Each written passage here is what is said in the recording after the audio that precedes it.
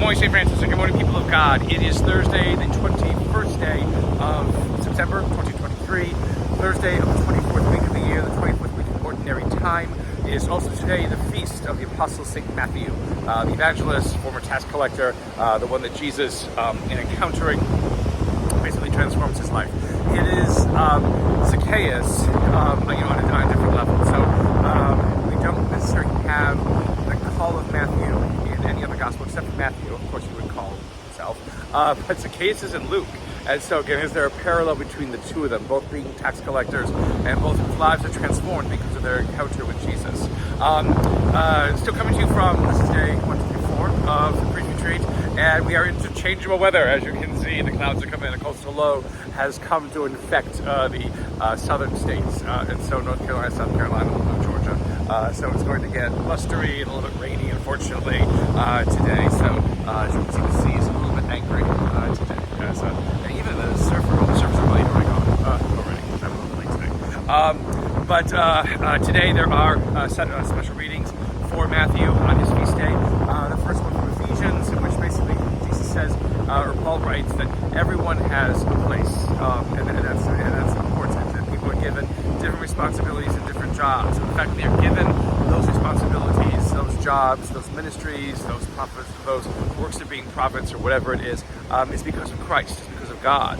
And so we don't write each other off easily because we happen to be this or that, because of different situations in our life. It is, again, another sign of this great work of mercy, of what it means to have mercy, which is not basically pitying people, because that is ridiculous, because it doesn't really get anywhere. It is understanding where everybody comes from, the hills and valleys they traverse in their lives, all those kinds of things that go into making them and what they are. And because there is more than just the surface, God asks us to reach deeper and to look deeper and to understand more deeply about each other as we enter into each other's lives. And that way we can understand what it is that God wants each of us to do.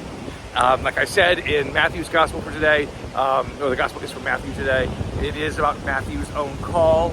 And again, there is a going to a house, as there is for Zacchaeus in Luke's gospel. And a big party is happening there because I'm sure that Matthew, with his wealth, again, being a tax collector was not a good job, as it kind of isn't even today. Because you made your salary by the extra money that you're able to gouge from your brother and sister Jews. And so that's what made Matthew hated and reviled by everybody. But he was wealthy, and so he has a wealthy party. Jesus gets to go to it, or Jesus invites himself to it.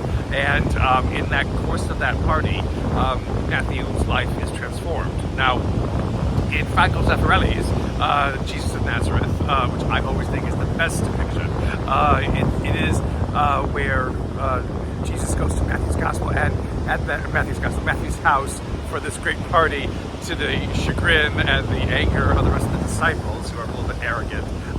And it is at that party that the parable of the prodigal son is revealed. So again, a whole bunch of mixing together of different kinds of things in Franco Zeffirelli's mind, but perhaps quite appropriate, because it is in that telling of the prodigal son that both Matthew and Peter's lives are transformed, according to Zeffirelli. Who knows? It happened like that. Matthew becomes a tax. Matthew becomes no longer. Well, doesn't ever say that. Yes, he stops becoming a tax collector because he becomes a follower of Jesus. But he also becomes an evangelist and becomes one of the people who becomes part of Jesus's inner circle as well. Again, God sees more deeply than any of us can ever see or understand.